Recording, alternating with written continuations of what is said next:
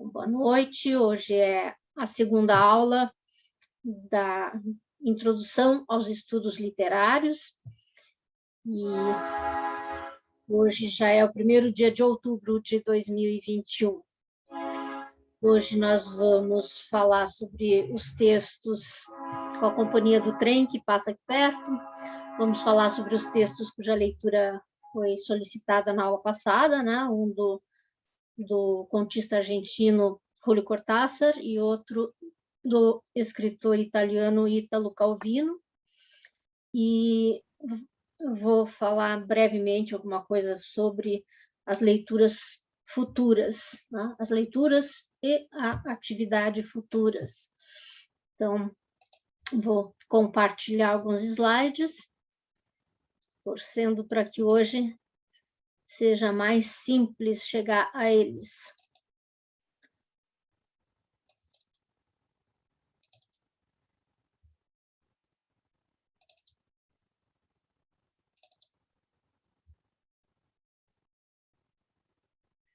Daí alguém me avisa, faz favor, quando tiver visível.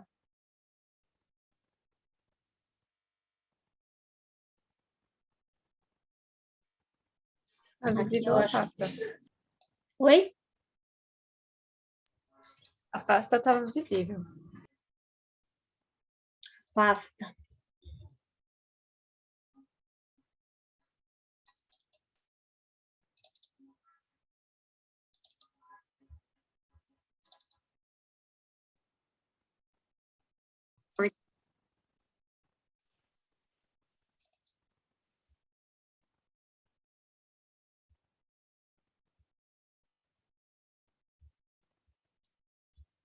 Vamos lá, vamos lá.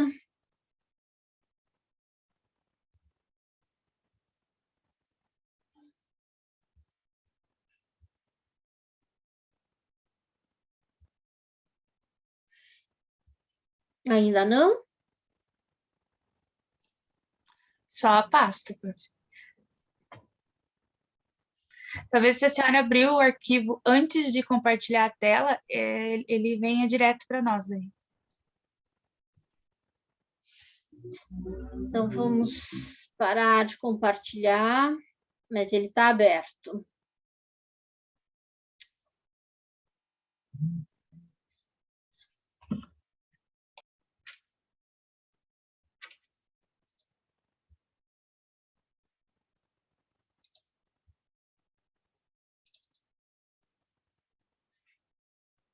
Agora está aberto.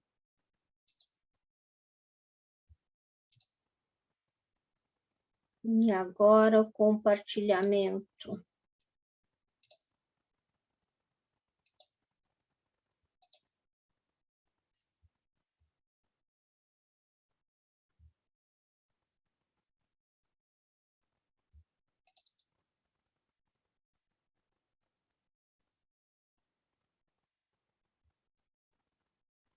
Sim?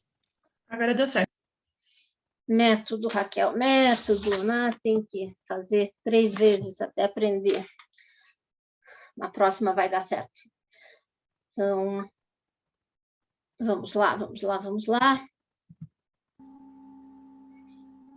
Sobre o assunto que foi comentado, né, de qual é a versão do retrato de Dorian Gray, né, a primeira leitura mais extensa que vocês vão fazer, que é esse único romance que o Oscar Wilde escreveu. E aí vejam na tela que tem cerca de 20 traduções brasileiras, né, fora as portuguesas, do retrato de Dorian Gray. As questões envolvidas nisso para vocês evitarem. Vocês podem ler qualquer uma porque está valendo. Apenas evitem, e podem ler, claro, no original em inglês ou em outra língua. Apenas evitar as versões simplificadas. Tá? Quais são as versões simplificadas? Eu sei que tem mais uma além dessa, mas a que circulou bastante foi a da Clarice Lispector. Então, ela é uma grande escritora, eu não conheço, não tenho essa edição, nunca li. Deve ser um texto muito bom, mas é um texto preparado para jovens, né? Então, não é completo. Esse que é para evitar. Os outros, vocês leiam aquele que conseguirem. Os dois que acabaram circulando, ou porque eu enviei, ou porque o colega, né, o Egon, enviou, os dois são da versão inicial do romance. Tá? Eu acho que são só essas duas edições que são da versão inicial do romance, que tem menos capítulos do que a versão que circulou até 2012. Até 2012 no Brasil não tinha circulado essa, que é a original. O que aconteceu?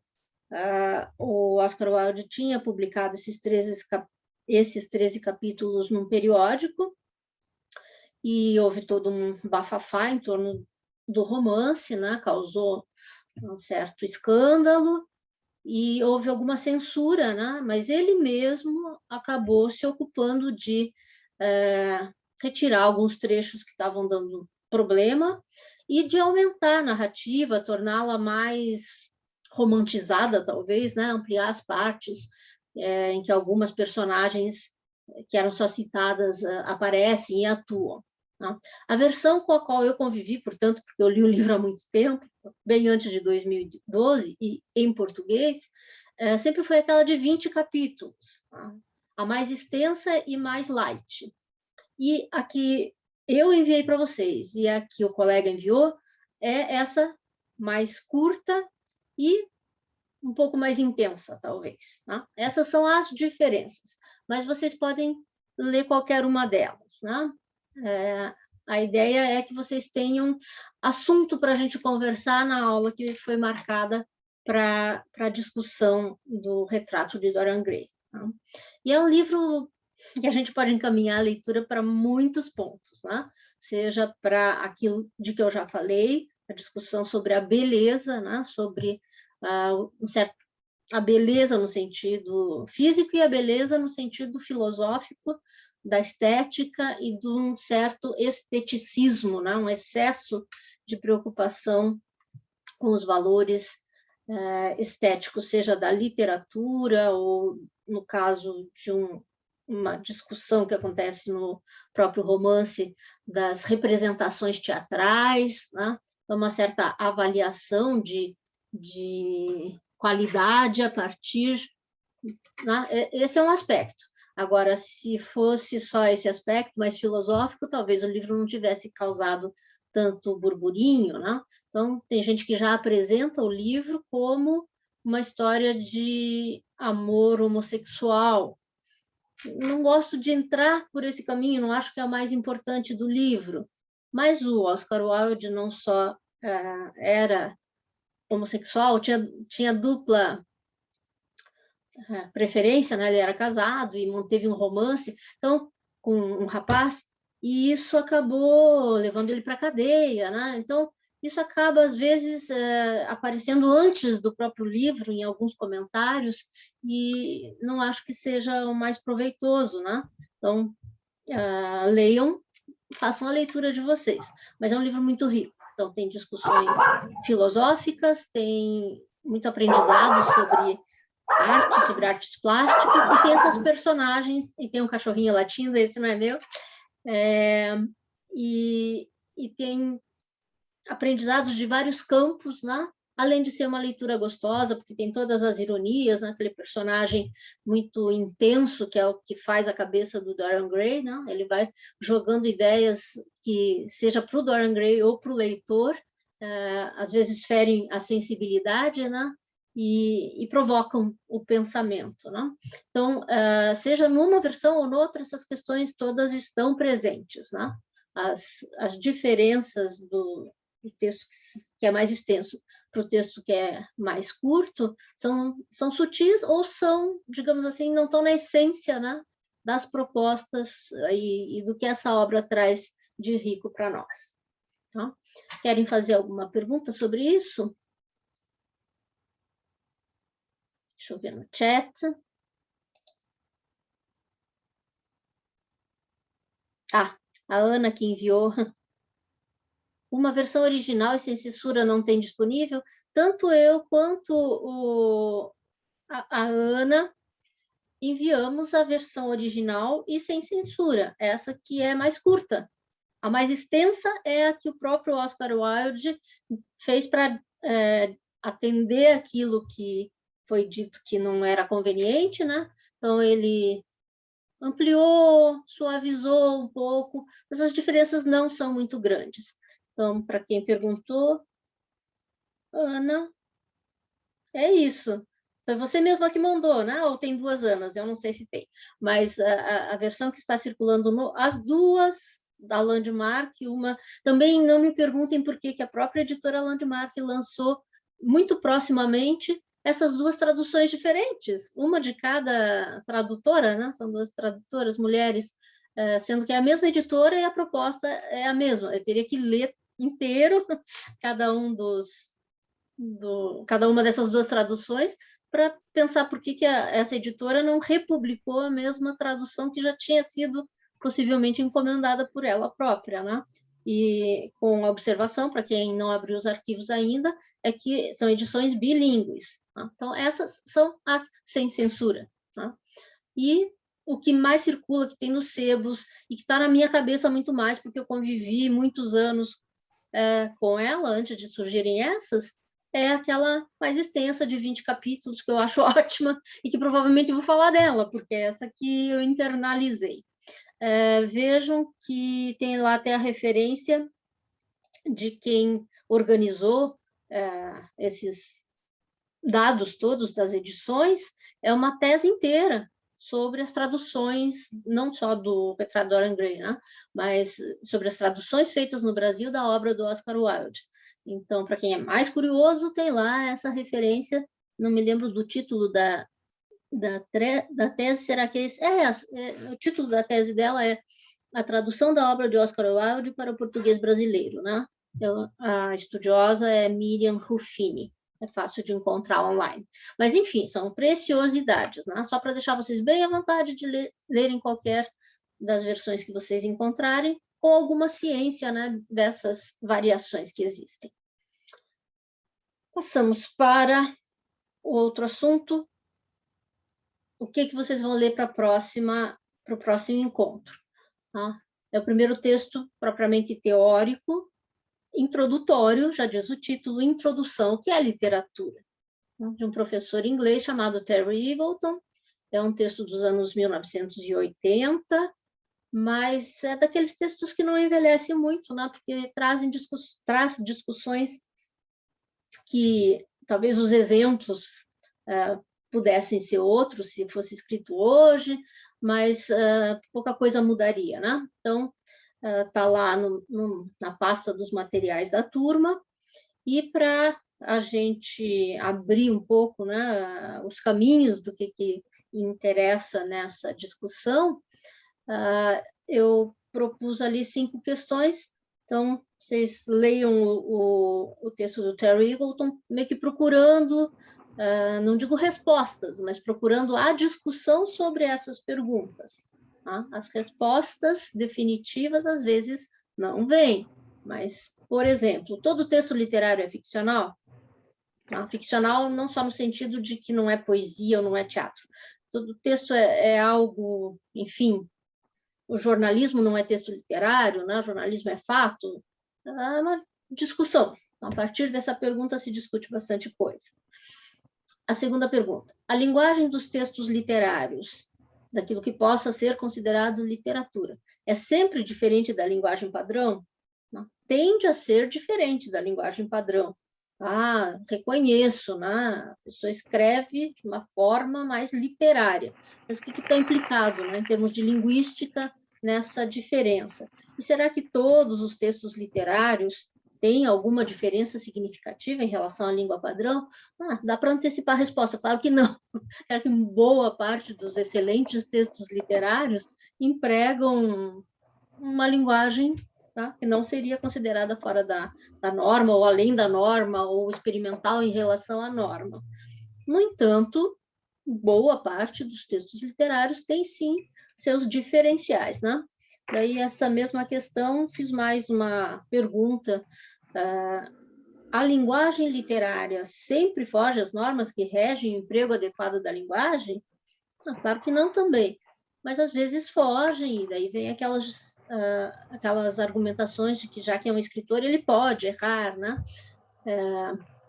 Que pode ser tomada essa discussão assim de uma forma mais barata, mais simplesinha, pode render bastante também. Pergunta 3. Um texto escrito para atender um objetivo específico deixa de ser literário por isso? Seja esse um objetivo do autor, né? Ele escreveu para ganhar dinheiro, a editora contratou ele para escrever aquela obra e, portanto, não foi uma criação do gênio, né? Num dia de muita inspiração, foi um trabalho. Né? Será que isso interfere no quão literário o texto é, ou em como ele vai ser lido, né? Depende, né? Cada caso é um caso. E se fala também, ao se tratar desse tipo de desconfiança, né? E o mais importante é esse segundo aspecto, sobre a questão de que quando as pessoas se envolvem com obra artística, elas, em geral, não têm um objetivo específico, pragmático, ligado às necessidades fundamentais da vida, né, a ser suprido. Né? As pessoas curtem a arte por algo que é muito pessoal e muito impreciso para ser categorizado como algo pragmático, que vai cumprir um objetivo, né? Então, a diferença entre ler um manual de alguma coisa para aprender a fazer alguma coisa e ler literatura, né? Seja para entretenimento, seja para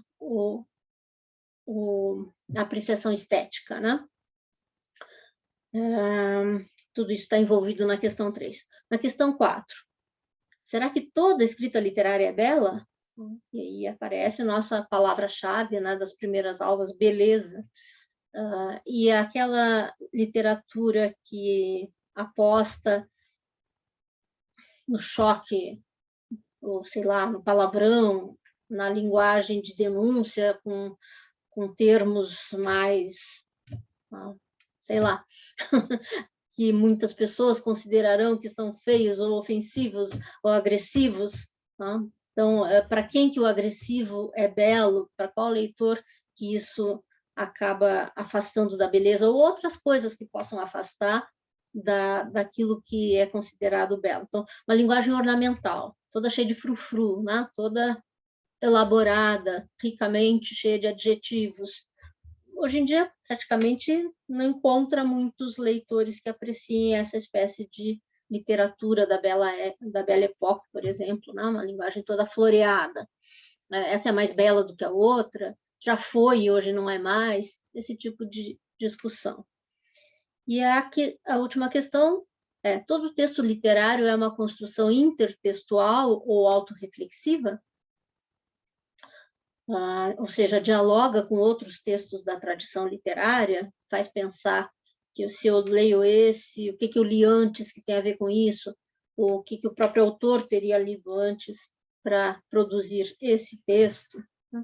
Então, esse é um mapeamento assim, super geral para vocês entrarem na leitura do texto do Terry Eagleton, sabendo mais ou menos o que vão encontrar pela frente. Eu li a tradução do João do Rio e achei incrível. Eu tenho curiosidade, Nuno falando, né? Voltando para a questão das traduções e voltando para a Belle Époque, agora somaram-se as duas coisas, né? João do Rio é um escritor muito fascinante, né? Que viveu no Rio de Janeiro no comecinho do século XX, e ele era homossexual e se interessou muito pela obra do Oscar Wilde e foi o primeiro a traduzir, né? No Brasil, em 1920, alguma coisa. Apareceu no slide anterior à data. E eu nunca tive acesso a essa edição. Tem os 20 capítulos, não é mesmo, Nuno Márcio Costa? Pode responder por chat, se não quiser abrir o microfone, se estiver aí. É isso mesmo, tem os 20 capítulos. Na realidade, essa edição ela foi lançada no ano passado por um clube de literatura, que é um clube chamado Clube de Literatura Clássica. E é um clube do livro que lança mensalmente livros, enfim, Tipo da tag. literatura. Isso, da literatura universal, mais livros voltados assim para o clássico mesmo, né? E aí eu recebi esse livro no ano passado e gostei bastante assim da tradução. E ele é bilíngue, né? Então dava para acompanhar ali as duas formas. Tem os 20 capítulos e é bilíngue, né? Aqueles com Isso quem eu mesmo. sempre convivi eram os de 20 capítulos, mas não bilíngues. Então, várias opções possíveis. Uma tradução que já vai completar 100 anos e Isso. que está sendo valorizada a ponto de circular nesses clubes de leitura, né? Que eu Aham. acho uma boa coisa que acontece hoje em dia, né? Que haja esse tipo de clube de literatura. Legal, fica a dica, né? E daí falei que somaram-se as duas coisas, porque João do Rio é um escritor ligado a essa Belle Époque, justamente uma época em que a linguagem era muito adornada, muito mais do que hoje. Então, daqui, na sequência, vamos falar sobre os dois pequenos textos, né, da aula. Na aula passada, eu fiz a leitura, né, da continuidade dos parques. Eu vou fazer com uma velocidade um pouco maior, né, hoje, mas ele é tão curtinho e ele é tão denso que é quase como um poema. Cada vez que a gente vai analisar um poema normal, né, aqueles de uma página ou menos que isso, a gente sempre faz isso e recomenda nas aulas de como dar aulas de literatura. Leia para os seus alunos o poema antes de começar a analisá-lo.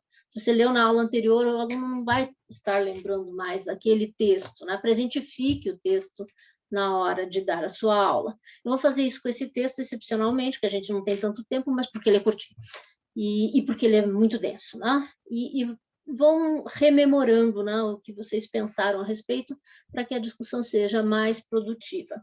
Continuidade dos parques. Então, a ideia do contínuo, né? O que continua em que e onde, né? Tem um plano, tem dois planos de realidade.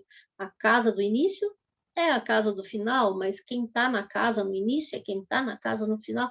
Onde que é contínuo, onde que é descontínuo? O conto, a noção de realidade que o conto passa, e os parques, que é um pouco estranha a ideia dos parques, porque afinal o conto não fala de parques. Né? Começara a ler o romance dias antes. Abandonou-o por negócios urgentes, voltou à leitura quando regressava de trem à fazenda. Deixava-se interessar lentamente pela trama, pelo desenho dos personagens. Essa tarde, depois de escrever uma carta a seu procurador e discutir com o capataz uma questão de parceria, voltou ao livro na tranquilidade do escritório que dava para o Parque de Carvalhos. Recostado em sua poltrona favorita, de costas para a porta que o teria incomodado como uma irritante possibilidade de intromissões, deixou que sua mão esquerda acariciasse de quando em quando o veludo verde e se pôs a ler os últimos capítulos. Sua memória retinha sem esforço os nomes e as imagens dos protagonistas. A fantasia novelesca absorveu quase em seguida.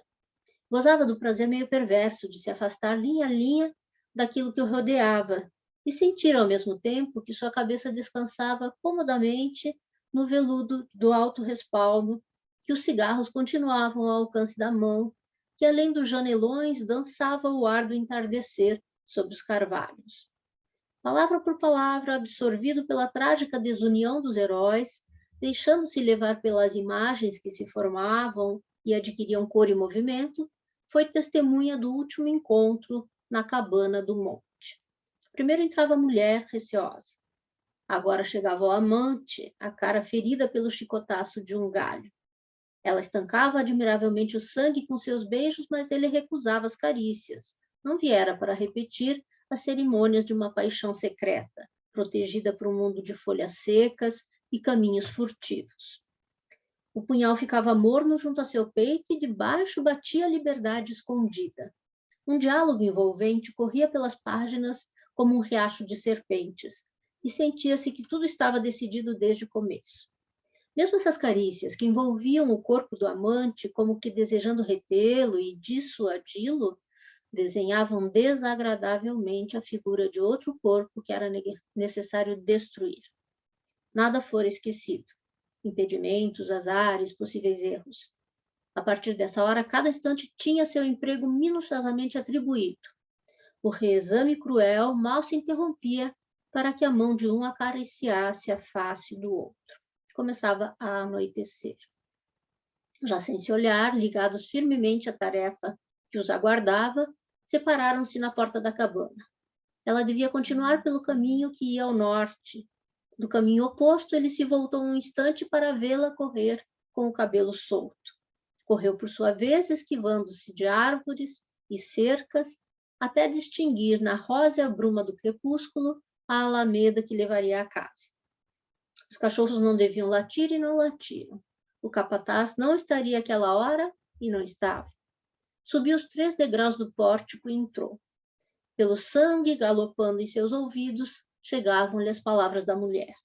Primeiro uma sala azul, depois uma varanda, uma escadaria atapetada. No alto, 2 portas. Ninguém no primeiro quarto, ninguém no segundo. A porta do salão, e então, o punhal na mão, a luz dos janelões, o alto respaldo de uma poltrona de veludo verde, a cabeça do homem na poltrona lendo um romance. Então, qual é o efeito especial, né? O que é que intriga nessa ideia sugerida de que há uma continuidade? Mas, em algum momento, o leitor percebe que tem as 2 histórias acontecendo, né? A história do homem que lê e a história desse relacionamento que está em perigo, que tem esse casal tem que tomar uma decisão, ou já tomou, né? Tem que eliminar o terceiro desse triângulo amoroso. E, em princípio, essa história do casal é a história que o sujeito da poltrona está lendo, né? Mas, em algum momento, as coisas começam a se mesclar, a se misturar de uma forma curiosa, para que a gente chegue ao final achando que quem entra nessa sala é o sujeito que tinha se despedido da amada, né? Com a missão de destruir, como é que está dito ali? Um corpo, né? O corpo que era necessário destruir. Tá? Então, haverá quem diga que é um elemento fantástico, né? Como é que o personagem pode sair de dentro da narrativa em que ele estava ali com a sua amante, né? Para entrar na casa do sujeito que está lendo a história. Então, para mim, tanto faz se for chamado isso de elemento fantástico ou não. Se for fantástico, é daquela sutileza do fantástico do Julio Cortázar, que é muito sutil sempre, né? Mas o que chama atenção é esse amarrado das palavras, né? Que vai levando a gente, e a gente não percebe, não tem muito como identificar onde é que se dá porque não há um momento ou uma frase específica, né? Vejam que é um conto bem curto, que tem 2 parágrafos. Um parágrafo bem longo e um outro, digamos, à noite, né? Começava a anoitecer. O segundo bem mais curtinho. Mas, tanto num parágrafo quanto no outro, aparecem tanto a casa principal, digamos assim, como a cabana escondida, né? Tanto num como no outro aparecem as personagens, e eu perguntei quantas são, afinal, as personagens. Se eu digo que aparecem mesmo no segundo parágrafo, que é curtinho, porque ele começa com aquilo, separaram-se. Tá? Então, separaram-se, porque tanto o amante como a amante, no caso, estão presentes ali de alguma forma. Com certeza tem essas 2 personagens, tem o sujeito que está lendo, tá? Mas aí depende. Um leitor que considere que o sujeito que está na iminência de ser morto não é aquele que lia a história no começo, vai julgar que tem 2 leitores ali. Um que lia a história no começo e que continuou lendo, né? E esse outro que vai ser assassinado. Não foi assassinado até acabar o conto, mas fica toda a suposição de que será na sequência, né? Enfim, as 2 leituras são possíveis, né? A de que esse cara é o mesmo cara, ou de que são 2 homens diferentes. Sem contar nessa conta aí, tem também o capataz, né? Outras personagens menos importantes, além do capataz, quem era mesmo o sujeito com quem o protagonista acertou negócios, procurador, escrever uma carta a seu procurador, não, isso aí não chega a ser uma personagem relevante, né? Quando eu fiz essa pergunta sobre quantas personagens a história tem, era para avaliar da parte de vocês se vocês consideram que esse sujeito do início, que começou a ler o romance, é o mesmo que provavelmente viria a ser assassinado depois do fim da história. Aí eu abro para que vocês falem alguma coisa sobre isso.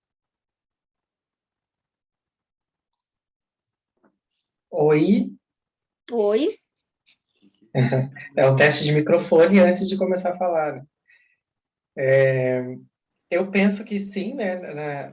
Nas minhas leituras eu interpretei que, porque no começo ele cita a poltrona preferida, né? E eu acho que ele tenta, então, talvez fazer a gente pensar dessa forma. Ele cita a poltrona preferida no início, quando ele senta para ler, e no final ele cita novamente a poltrona quando a personagem mulher olha para o personagem leitor e ele está sentado na poltrona de veludo verde. A personagem Então, mulher? eu entendi como a personagem mulher é que corre entre os bosques e chega até a cabana, né? Não é assim que eu leio. A mulher Não, foi para o também norte. meio diferente. Ele se voltou para vê-la correr com o cabelo solto. Ela se foi. Uhum. Ele correu, por sua vez, esquivando-se das árvores e viu o caminho que levaria a casa. Aí já entra um daqueles dilemas, né? A minha tendência é dizer, você não leu adequadamente, porque quem está indo para matar é o homem, que já se falou lá no parágrafo anterior que está com o punhal, né? E aqui a mulher foi embora com o cabelo solto, né? Quem foi em direção à casa era ele, correu por sua vez, esquivando-se, ele, o homem, né? Esquivando-se de árvores e subiu os 3 degraus. Pelo sangue galopando em seus ouvidos, chegavam-lhe as palavras da mulher. É o homem. Concorda? É verdade. Sim.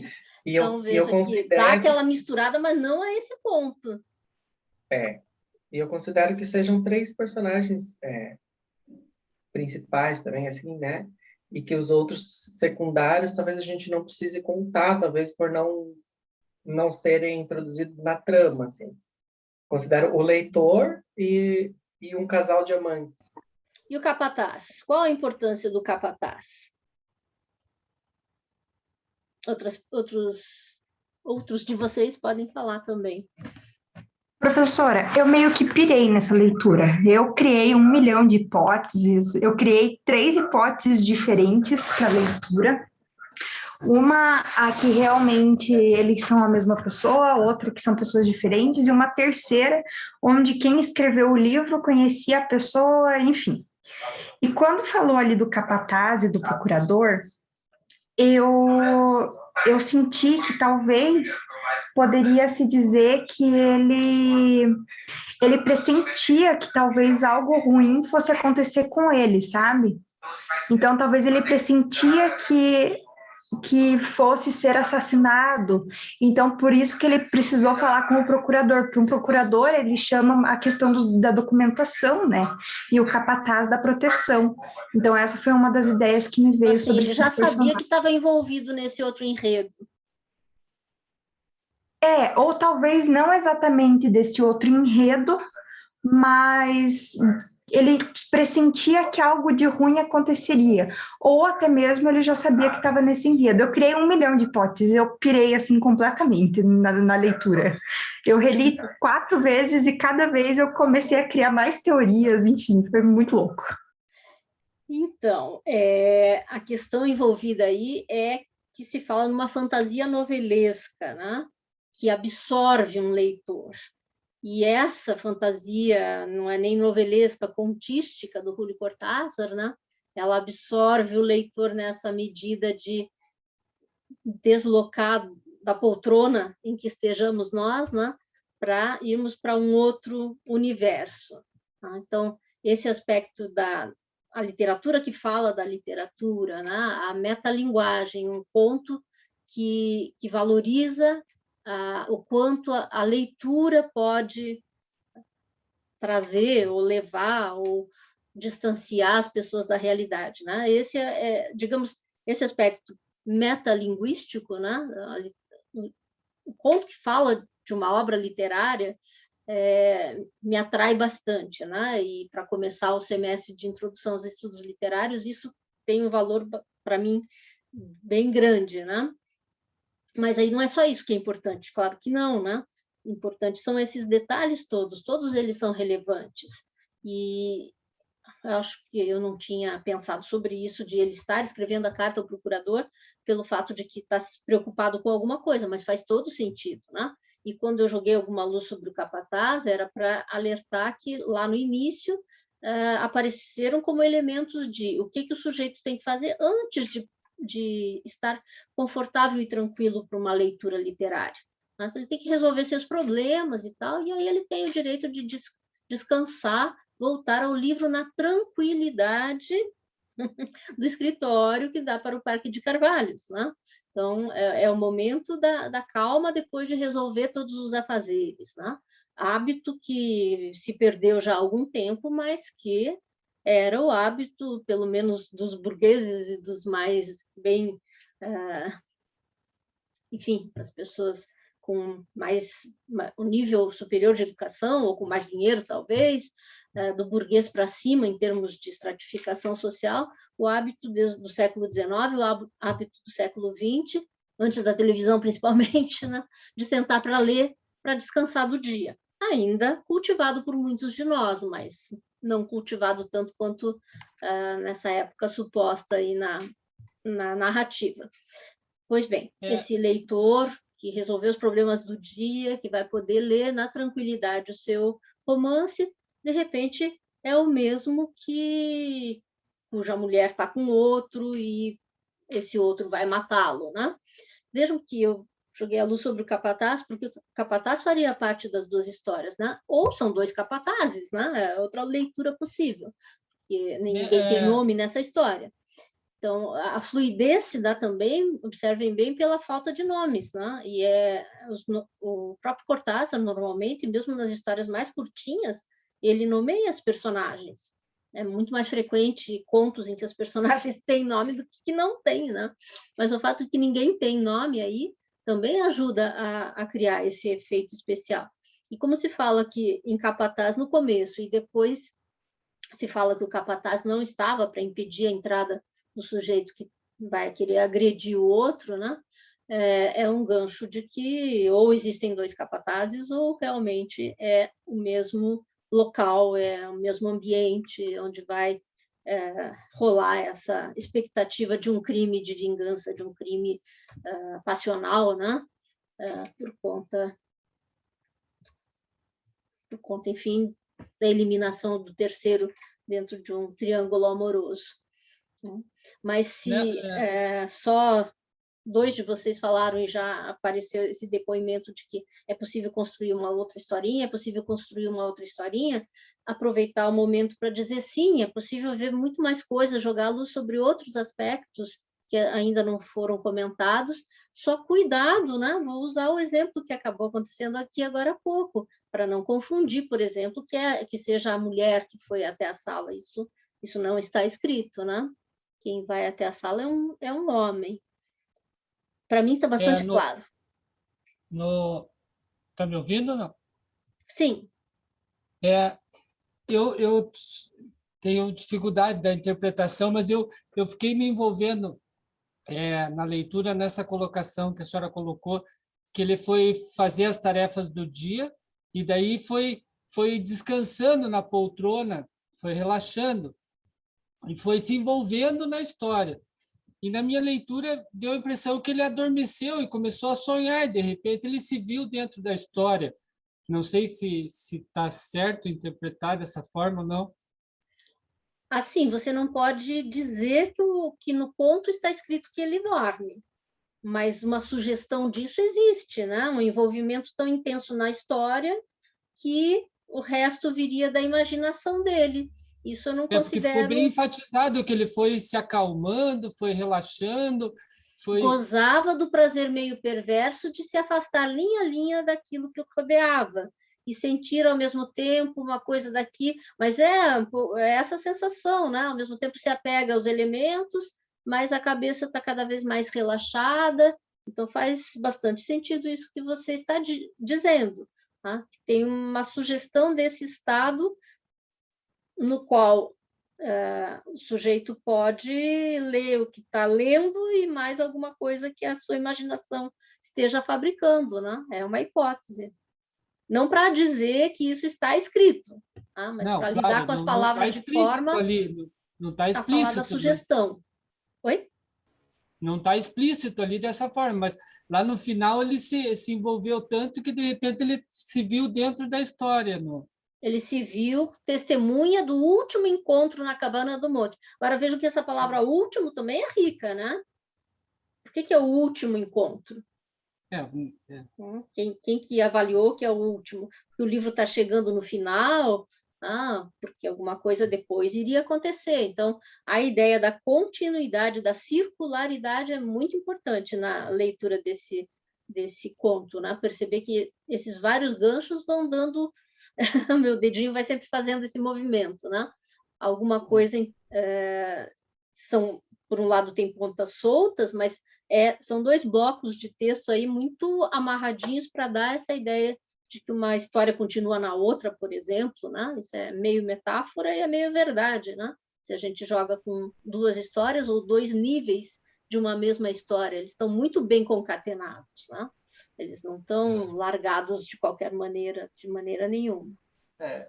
Eu sinto que o Capataz aí é uma âncora bem proposital do autor para tipo para juntar as duas histórias mesmo, para mostrar que não é uma história de um livro ou uma segunda história, pelo menos assim, de forma inicial, do autor colocar que essas são as mesmas histórias, sabe?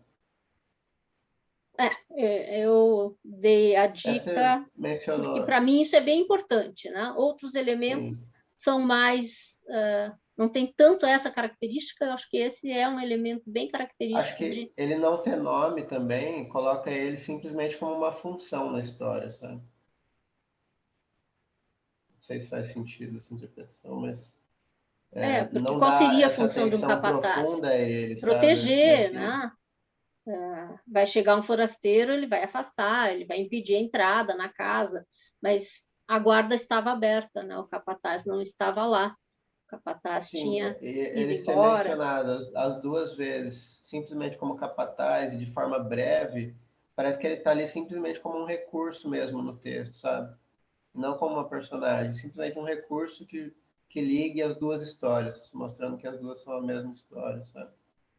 Bem Essa colocado, impressão né? que eu Numa tive. análise de personagens, quantas tem? Talvez o capataz, se alguém disser que é personagem, está completamente correto. Eu, inclusive, falei isso. Mas se alguém seguir o que... Eu não sei nem quem está falando, porque não tem o amarelinho em volta. Quem que está falando? Vitor.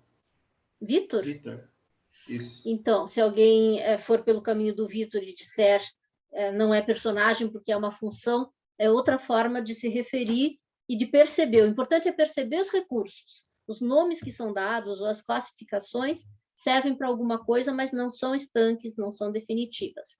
Tá? Então, não tem uma resposta certa para o número de personagens e tanto a gente pode considerar o capataz como uma personagem estratégica, como um recurso que não chega a ser uma personagem, como ele acabou de colocar. Né? Então, a pluralidade fica preservada, né, de possibilidades de leitura. Então, muitas leituras são possíveis, o conto puxa muitas leituras mesmo, só que nem todas são possíveis. Né? Acho que A obra exatamente é da mesma aberta, sempre... forma. Oi? Exatamente da mesma forma do capataz, a poltrona também parece ser A só um recurso. poltrona. Ele repetir duas vezes exatamente da mesma forma. A poltrona de veludo verde. Aí depois na segunda parte, a poltrona de veludo verde. Parece que ele só quer realizar um gancho entre as duas histórias para assim, de forma sutil, mostrar que é a mesma história mesmo, sabe? Essa impressão que eu Exatamente. tive. Perfeito. Agora, então, o que me chama a atenção nessa história é a ótima exploração desse aspecto metalinguístico para valorizar o quanto mergulhar numa história é interessante, é bacana, é emocionante, né? E a riqueza, como alguém falou sobre isso na aula passada, né? Em um outro momento, antes da pandemia, quando escutou a história pela primeira vez, realmente se envolveu num grau intenso, né? E uma leitura de poucos minutos. Então, isso da literatura, da obra de arte, é interessante, né? De nos deslocar por algum tempinho, a gente realmente se volta completamente para tentar entender, para torcer, né? Nem sabe quem é, que cara tem, né? Se a mulher é boa ou é má, se o homem é bonito ou é feio, nada disso importa. Vai direto ao ponto de alguma emoção, né? Alguma coisa muito importante vai acontecer numa narrativa que é pouco descritiva, mas na qual tudo que está ali tem alguma função, né? Todas as palavras são úteis, não dá para desprezar praticamente nada. E numa linguagem simples, acessível, né? Então, é um texto bastante rico. O ritmo também, né? Na narrativa, na prosa, a gente não costuma analisar o ritmo, a gente analisa o ritmo da poesia, né? Das rimas e tal. Mas aqui tem um ritmo que não é do mesmo feitio dos ritmos cadenciados, marcadinhos de certo tipo de poesia, mas que também enriquece muito esta narrativa. Professora, Oi. eu gostaria de levantar um ponto em relação à interpretação de que ele sabia que ia morrer e também pegando um pouquinho do que a professora falou a respeito de ser o último encontro.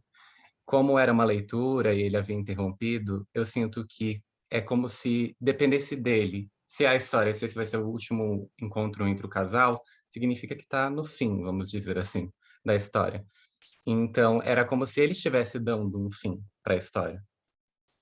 O fim da história dele e do casal depende da leitura dele. É como se, às vezes, a gente poderia supor, até ir bem além do que o texto permite, né? E pensar que ele se considerava uma pessoa não muito boa, por eles podem, esse casal pode ser pessoas que ele poderia ter ferido, enfim, não permitido o romance, e que ele sentia que merecia um fim, assim, dessa maneira. Com a morte dele próprio? Sim, com a própria morte dele, porque eu sinto que é como se depende dele, a morte dele, esse final só vai acontecer porque ele vai terminar o livro, e o livro termina com a morte dele. Legal, interessante. Era esse Você ponto. testou isso para a narrativa toda, assim? Para ver se não dá furo? Sim, testei não exatamente todos, peguei essas partes ali, porque veio agora, praticamente, com a Tem que ler mais interpretação vezes, né? da Cada vez Alice. que a gente Sim, lê, vem outras ideias. Mas gostei, é a Giane que está falando, né? sim, eu gostei, Eu veio gostei da agora, sua praticamente, então eu interpretação. tenho que formular mais ainda. Muito Por obrigado. escrito dá um certo trabalho, mas esse é Sim, o divertido, né? De quando a gente pede para fazer uma análise, ir formulando hipóteses e tentar sustentar até o final a possibilidade sim, de aquilo clarear a leitura, digamos, para um outro leitor que venha depois, né? Então, sim, você sim, valorizou bastante a ideia do último, né, de ser o último encontro, os últimos capítulos da história, realmente o vocábulo se repete, né? Se pôs a ler os sim, últimos capítulos e depois o último encontro na cabana, por ser nos últimos capítulos, mas acaba continuando na ideia da morte dele, né? Bem colocado. sim. Muito Alguém obrigado. escreveu no chat que gostaria de analisar essa continuidade dos parques. Oi, prof, é o Egon. Oi. Eu pensei a respeito também de que a continuidade dos parques possa fazer a relação entre essas duas partes da história por conta do leitor estar olhando para os parques, né? Os parques dos Carvalhos. Depois, a personagem e o amante estão no Parque dos Carvalhos. E, às vezes, até sobre o autor talvez querer fazer o leitor, nós, no caso, pensar que ali tem uma quebra de tempo, como se fosse uma dimensão que tem um tempo diferente do nosso, né? A continuidade dos parques poderia estar ligando a história do livro com a história do leitor. A ideia é essa, exatamente, a continuidade dos Carvalhos, o entardecer sobre os Carvalhos, são os mesmos Carvalhos daqui e de lá, né? Essa ambiência, essa natureza também faz parte a paisagem é mais que paisagem, né? Ela se insere de alguma forma em toda essa narrativa. Eu sempre achei um pouco estranho a continuidade dos parques, né? Sendo que a palavra continuidade acho que faz todo sentido, a continuidade dos parques sempre fica assim, porque são eles que continuam, né? Porque as pessoas vão morrer, também 1001 hipóteses, né? São as pessoas que vão morrer, são as personagens. Inclusive, eu acho interessante os atributos da escrita de fazer a gente se confundir também quando está na realidade do leitor e quando está na narração do livro, né? A gente não sabe quando é ele que está narrando ou quando é o autor do livro, por exemplo. É uma coisa meio que com o texto da Clarice Lispector, assim, que a gente não sabe quando a personagem está pensando ou quando o livro está sendo narrado. A técnica é diferente, mas a ideia, o fundo, faz sentido que você diga isso, né? Perceber que é uma narrativa inteira em terceira pessoa, né? É um narrador de fora da história, não é uma personagem quem narra. Começar a ler o romance, né? O narrador não é personagem e não fala em primeira pessoa. A gente teria mais, claro, para continuar, mas vamos passar, está na hora de terminar a aula e eu não fui para o segundo conto. Acho que eu vou ter que abrir um espaçozinho além de Terry Eagleton para falar dele na terça-feira, mas hoje vamos para as ruínas de Tula, né? Então, aí, ao contrário, eu não vou fazer a leitura do conto, eu vou falar agora, sei lá, 5, 6 minutos sobre. Não sei quem teve a curiosidade de procurar, né, o referencial do espaço, né, em que acontece em que se debatem, né, as duas formas de olhar para algum objeto carregado de significado, né? Então, a historinha é do livro Palomar, do Ítalo Calvino, a historinha. Esse capítulo, essa parte do livro, um livro na fase final da trajetória do Ítalo Calvino, já um escritor bastante maduro, né? Anos 1980, e ele concebeu Palomar, como eu comentei na aula passada, como alguém que observa os outros, observa o mundo, né? Observa a desarmonia da corrida das girafas, né? Um capítulo bem interessante, em que ele não, né? O narrador comenta que Palomar olhou para isso e viu que a corrida de uma girafa é muito desengonçada, né? Muito desarmoniosa, porque as pernas de trás têm um tamanho absurdo em relação às pernas da frente, que são muito maiores. Mas ele fala isso com um sentido filosófico e poético para discutir a questão da harmonia ou da desarmonia, né? Onde se esperaria, onde se sugere que tem desarmonia, que é esse jeito do andar das girafas, existe, na verdade, alguma harmonia, né? No fim, tudo dá certo. Então, todas as observações desse sujeito Palomar levam ele para alguma reflexão, né? Quando ele tenta aprender a olhar as estrelas, né? Ele vai para uma praia para tentar ver as estrelas a olho nu, como os antigos faziam. E carrega com ele os mapas astronômicos, alguns mapas, para tentar identificar as constelações. Só que ele fica meio perturbado, porque ele não enxerga direito, ele usa óculos, ele tem que levar uma lanterna, e daí ele olha para o céu e a vista confunde as estrelas com aquelas que ele tinha visto no papel. Em vez de ser um prazer, ele começa a ficar perturbado com aquilo, E no final acaba sendo engraçado, porque o que ele observa é que ele virou foco de atenção, né? Porque ele estava tão distraído, tentando gostar de olhar as estrelas como faziam os antigos, que se formou um grupo em torno dele, que fica uma sugestão assim, devem estar achando que aquele sujeito é louco, né? Aquele movimento de piscar os olhos, tentar ver, piscar, olhar para baixo. Enfim, são todas histórias assim que não acontece quase nada, né? Mas é jogado alguma análise filosófica sobre as formas como as pessoas percebem os outros, a vida, né? Agora, o mais metalinguístico, o mais específico sobre como interpretar, o que interpretar, é esse do Serpentes e Caveiras, né? Então, o Palomar dessa vez vai no México, para esse local, as ruínas de Tula, que ficam bem próximo da cidade do México, então é um ponto turístico bastante visitado, né?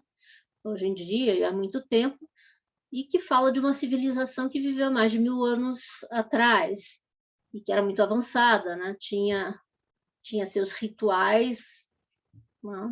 E tinha, enfim, tinha ciência, mas então o que tinha suas formas de ciência muito avançadas para a época, né? Uma civilização americana, pré-americana, pré-colombiana, e o que intriga nessa história são as formas como é possível interpretar ou deixar de interpretar a simbologia que está gravada nessas pedras. Então, o turista que vai para lá vai se impressionar, seja o turista ou o estudioso, vai se impressionar com a construção, com o tamanho, com o portento, né? Mas vai prestar atenção, não tem como não, nos detalhes, nessa espécie de detalhe encravado nas pedras. Tá? Talvez a figura mais emblemática são esses Chacmol, né? Que em algum momento da história se fala, poderia parecer um personagem bonachão, assim, meio deitado, meio uma posição tranquila, porém o narrador informa que o Palomar sabe que principalmente o amigo do Palomar, né?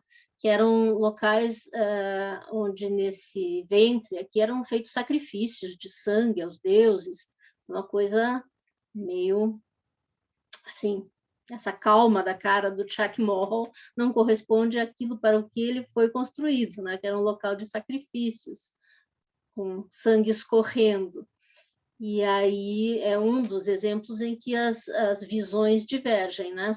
Se é conhecido, se é inclusive ciência, na história, no caso, que essas estátuas tinham essa função, né? Como é que o professor dos estudantes passa e diz que esse é um Chacmol, não se sabe o que significa, né? O outro sujeito que gosta de interpretar tudo, acha absurdo que um professor perca a oportunidade de informar os seus alunos sobre tudo que tem a ver com esses aspectos mais de segredo, né? de mistério, de por que é que faziam assim, por que professavam esse tipo de religião, né?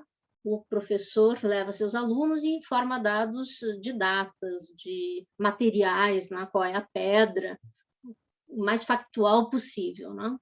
E o amigo do Palomar está interessado nas relações de sentido, nas alegorias, nas interpretações cosmológicas, míticas, alegóricas, né? Tudo que a cultura foi construindo e que ele tenta decifrar. Então, são duas formas bem diferentes de olhar para o mundo e para aquilo que pode ter significado e pode ter muitos significados, né? E aí a discussão não é bem uma discussão, mas alguns fragmentos do conto, da parte do livro Palomar, são bem expressivas, né? Então, o perfil do amigo mexicano se define bastante nessa frase. O amigo mexicano detém-se diante de cada pedra, transforma em narrativa cósmica, em alegoria, em reflexão moral. Né? Assim como o Palomar faz, o narrador diz que o Palomar faz nos outros capítulos deste livro. Tudo é motivo para uma abertura enorme para a ciência e para a sensibilidade humana e para reflexões filosóficas. Esse fragmento sobre o Jacquemont. Surge um Jacquemont, tipo de estátua bastante difundido. Uma figura humana semi-estendida segura um vaso. É que os vasos estão quebrados nessas reproduções aqui, antes tinha um vaso aqui em cima. Reproduções não, enfim, ali não tem o vaso. Naqueles vasos, afirmam unanimemente os estudiosos, que eram apresentados os corações ensanguentados das vítimas dos sacrifícios humanos.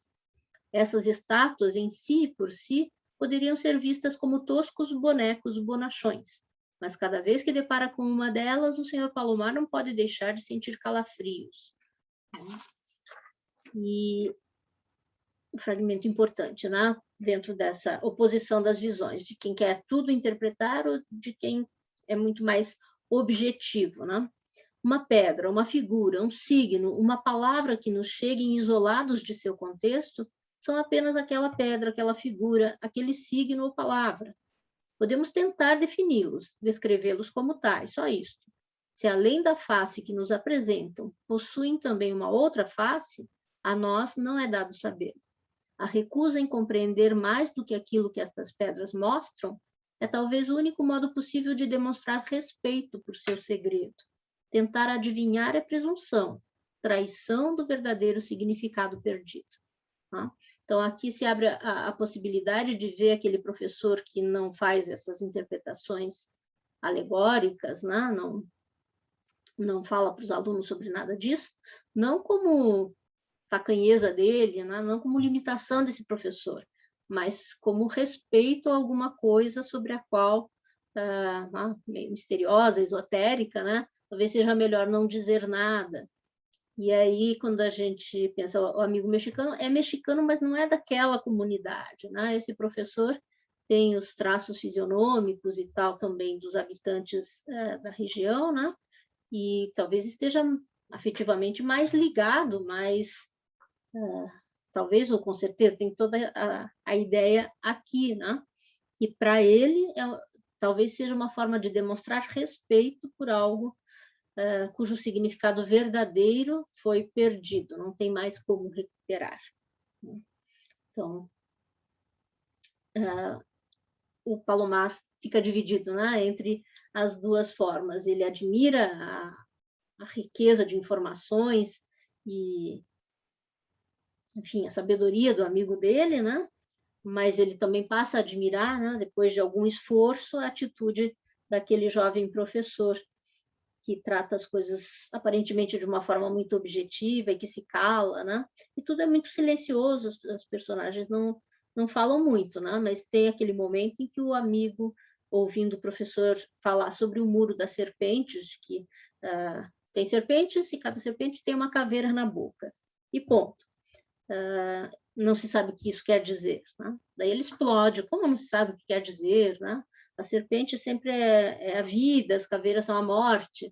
Então, vejam que nisso já tem uma interpretação dele de que as caveiras são a vida, de que as serpentes são a vida. É uma das simbologias das serpentes, né? Que elas representem a vida. Para muita gente, as serpentes representam exatamente a morte, né? Mas ele dá de barato que isso seria o óbvio, que as serpentes são a vida, as caveiras são a morte. Então, a ideia de continuidade, né? A vida que é vida porque traz consigo a morte que é morte porque sem morte não há vida. Então, precisamos interpretar essas... Cadê? O muro das serpentes. Não dá para ver muito bem, mas é isso, né? Uma serpente, uma caveira na boca, né? Que é a serpente.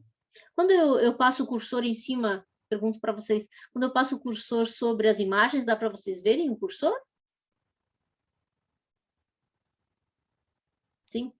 Então, tá aqui, ó, a boca enorme da serpente e a caveira. Se não me dissessem que é uma caveira, eu teria dificuldade. Claro, tem um formato humano, né? Mas aqui é mais visível com o tipo de representação de caveiras que a gente está acostumado a ver, né? Mas em alguns momentos, para mim, eu vejo sugestão de mãos e outras coisas possíveis. Cada um fará a sua leitura, né? Mas a atividade que eu sugerir para vocês, sugerir não, estou sugerindo e que é para a próxima aula.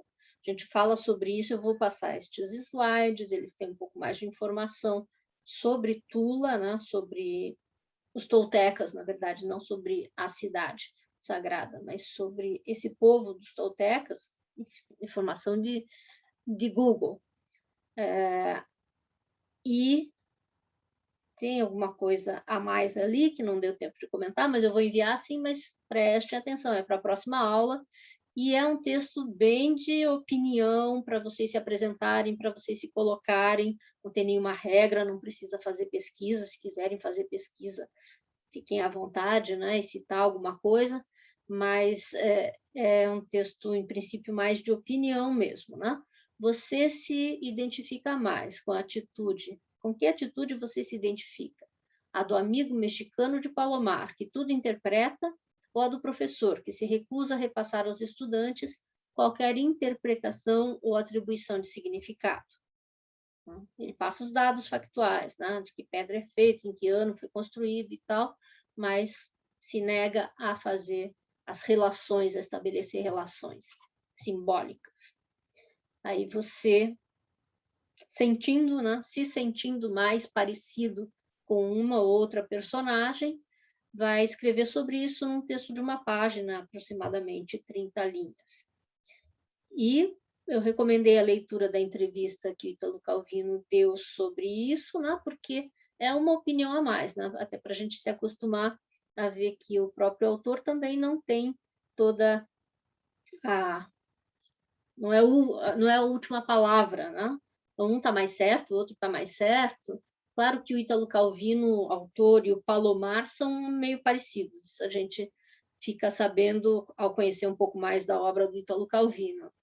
Mas, de toda forma, o Palomar é aquele que ficou dividido, né? Ele gostou tanto da forma de encarar do amigo, mas depois ele também aprendeu a admirar a forma de se relacionar com o sagrado, né? Representada por aquele jovem professor. Então, Palomar, digamos, ficou em cima do muro, ele não se decidiu nem para um lado nem para o outro. Se vocês também conseguem ver valor, né? Ver coisa boa aí, tanto numa atitude como na outra, claro que também podem escrever sobre isso, não precisa dizer, eu me identifico mais com esse ou com aquele. É um texto simples e é um primeiro momento de contato meu com a forma como vocês escrevem. Então, é bem livre. Dúvidas?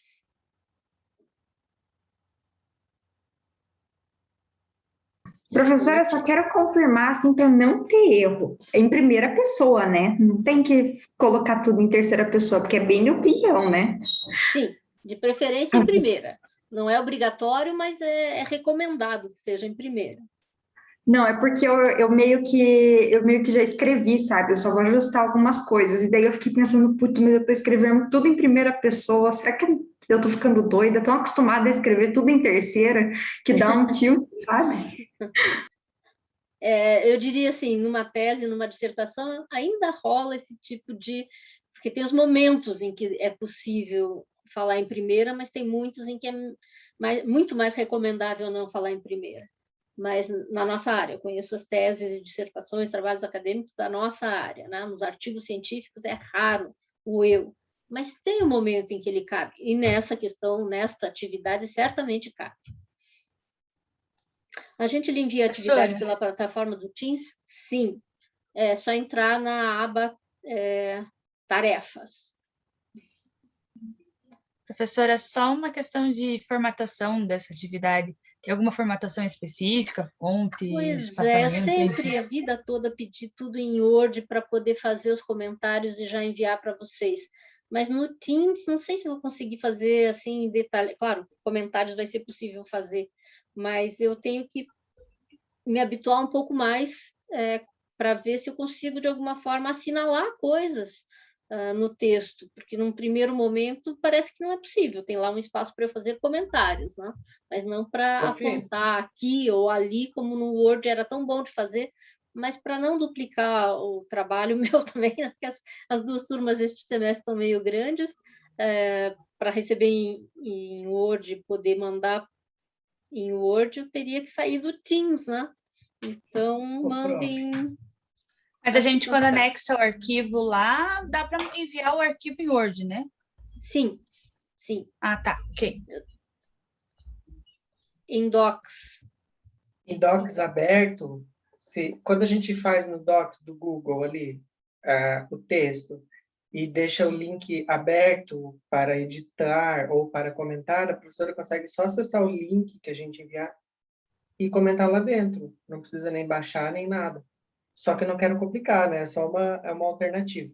Mas é essa alternativa que eu estou procurando, só que eu não soube fazer a pergunta, e é a primeira semana para mim também com isso, eu não soube fazer a pergunta para os meus colegas, e a resposta que veio não tinha nada a ver com isso que você está falando, que seria a solução milagrosa. Então, essa primeira, vamos testando, eu testando isso, vocês testando como primeiras atividades, e depois a gente acerta. Mas se isso der certo, qual é o formato, qual é o nome do formato? O Docs é o documento de Word do Google, do Gmail, por exemplo. Pois é. Acho que você já É bem fácil de usar. Bastante atrapalhada com essas coisas, mas seria o É bem ideal. fácil de usar, professora. Eu uso quase todos os dias esse Docs com os meus alunos, é bem tranquilo. Então, quem puder mandar, já manda nisso que eu vou treinando. Tá bom. Sim, prof. Maria Fernanda, sim, em relação, ele é super prático. Se puderem fazer assim, eu vou dar uma boa... da outra turma já estão chegando as tarefas e eu não orientei, mas vamos ajustando, vamos dando continuidade, né? Estamos aprendendo todos.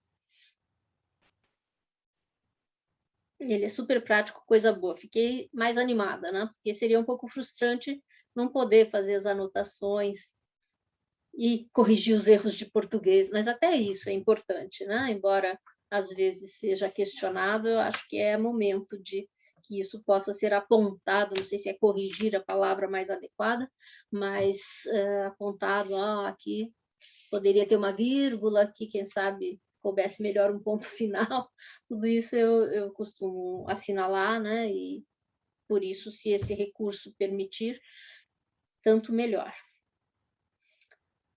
Ok? Então, a gente volta ao texto do Ítalo Calvino rapidamente, além de trabalhar com o texto, mas não deixem de ler esse aqui, vocês fazem rapidinho, né? É questão de meia horinha ali.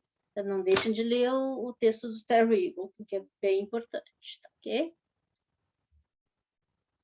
E vão curtindo o retrato de Dorian Gray, né? Até dia 15, tem 2 semanas aí, o texto não é extenso, mas escolham qual das N traduções vocês vão ler, né? E se envolvam também com essa narrativa. Ok? Boa noite a todos. Boa noite, obrigado. Boa noite. Boa noite, professora. Muito obrigada. Boa noite, professora. Boa noite. Prof, posso fazer uma pergunta? Claro. Leslie? Só para Leslie, isso. Eu conversei com a senhora por e-mail terça-feira, não pude frequentar a aula, peço desculpa. Hoje é a primeira aula que eu estou vindo. Só para eu ter certeza, então. Para terça-feira, então, a gente tem que ter lido o texto do Terry Eagleton, e o do Ítalo Calvino também, e ter feito entregue atividade, né? Isso. E aí, para daqui 2 semanas, o texto completo do Oscar Wilde. Isso, e daí eu vou propor uma atividade relacionada a isso, mas só quando vocês entregarem a primeira que eu proponho a segunda. Tá ótimo, tá ótimo. Prof, a aula de terça-feira, ela foi gravada? Ela pode ser disponibilizada ou não? Ela já está disponibilizada e se você tem o Teams, tem todas as informações lá. Tá. Se eu procurar no Teams, eu encontro a primeira aula gravada, então. O link para ela no YouTube. Ah, maravilha. Nossa, perfeito. Perfeito. Então, eu gravo, eu sei que é complicado, peço desculpas, mas é assim. Eu gravo no Não, Zoom. prof, é perfeito, é o melhor. Eu gravo no Zoom e mando para o canal, e também nem precisa link, basta digitar Raquel Eliascas Bueno no YouTube, que a única coisa que eu produzo de vídeo é aula, então não tem muito erro se lá dentro você se acha, é na playlist desta disciplina, né? E só tem o vídeo. Então, por enquanto, tá fácil de se achar. Maravilha. Ok? Professora, muito obrigada, tá? Boa noite. Boa noite. Tchau, tchau, gente. Boa noite, professor. Tchau, Boa noite, tchau. pessoal.